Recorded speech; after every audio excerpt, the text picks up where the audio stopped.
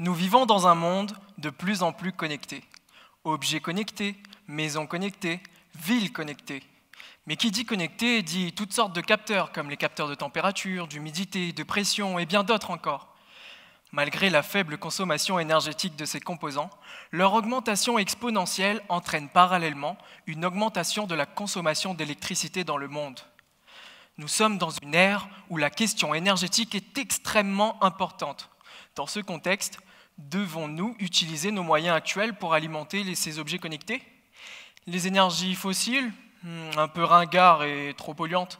Les énergies renouvelables sont prometteuses, mais nous peinons à couvrir la totalité de notre consommation d'électricité avec des panneaux solaires ou des éoliennes.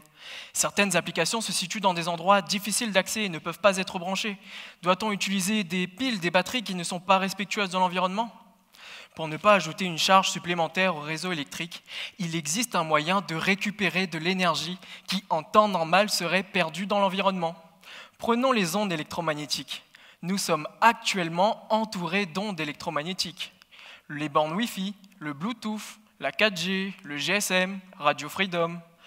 Toutes ces ondes nous servent à communiquer, à transmettre de l'information, mais elles sont également énergétiques. Et imaginez une seconde la quantité d'ondes qui nous entourent et qui ne sont pas utilisées. Certains qualifieraient cela de pollution électromagnétique. Mais alors comment convertir ces ondes électromagnétiques en électricité, me direz-vous? Eh bien, on utilise ce qu'on appelle une recténa. Mais dis-moi, Jamy, c'est quoi une recténa? La recténa, ou antenne redresseuse, est le dispositif qui permet de transformer les ondes électromagnétiques en électricité. Elle se compose d'une antenne ainsi que d'un circuit électronique. Habituellement, ces circuits sont réalisés à l'aide de gravures chimiques ou mécaniques. C'est ce qu'on appelle des méthodes soustractives. On place un matériau à l'intérieur de l'appareil et celui-ci retire des couches jusqu'à former la recténa. Mon objectif est de concevoir une recténa à l'aide de l'impression 3D grand public. Contrairement aux méthodes traditionnelles, cette méthode de fabrication est dite additive. On envoie un modèle numérique à l'imprimante et celle-ci va construire couche après couche la recténa. Cela rendra la recténa plus accessible au grand public et également réduira le coût de fabrication. Et tout ça sans utiliser trop de matière.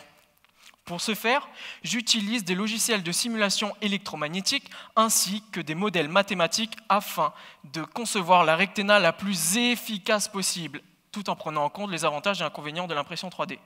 Mon objectif, vous l'aurez compris, c'est de récolter le maximum d'ondes électromagnétiques pour la convertir en électricité.